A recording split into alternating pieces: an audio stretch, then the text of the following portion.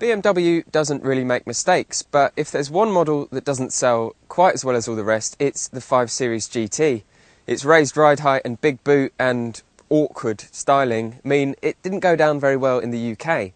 So it's a bit of a surprise to learn that BMW has been up to its old tricks with this, the BMW 3 Series GT.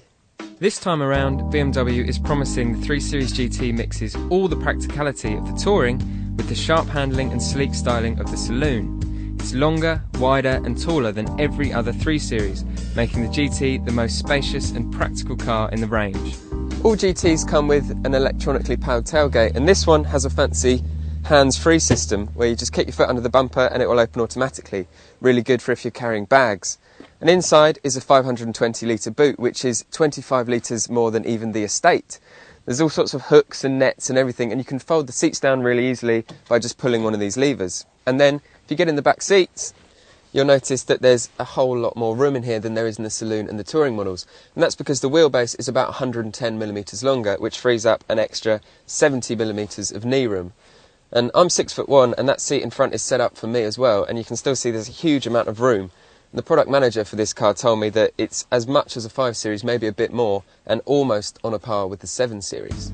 The 3 GT starts from just over 28 grand. Inside, it looks the same as the normal 3 Series, but there are a few bespoke external styling touches, like the air breathers behind the front wheels and an active rear spoiler. That's a first for BMW.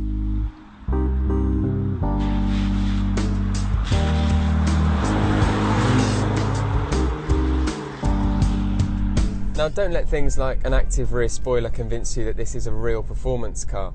It's actually set up to be a little bit more comfortable than a standard 3 Series, and as a result it's not quite as sharp. You sit about 59mm higher, so you do get this kind of mini SUV experience. You can kind of comfortably waft along with a great view of the road ahead. One option that I would suggest is the £750 adaptive dampers that we've got fitted to our car. Now, if you have it in comfort mode, the suspension kind of feels more like a 5 Series or a 7 Series. It's really, really comfortable.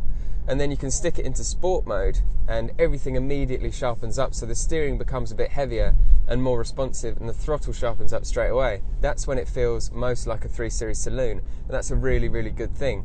But it's only about 90% as sharp.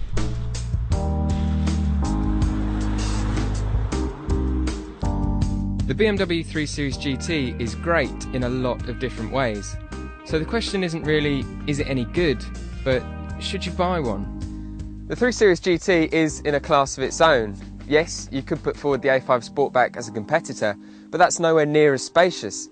So you'll probably end up comparing the GT with the 3 Series Touring, and that's where things get a little bit tricky, because the Touring costs about £1,300 less than the GT on average.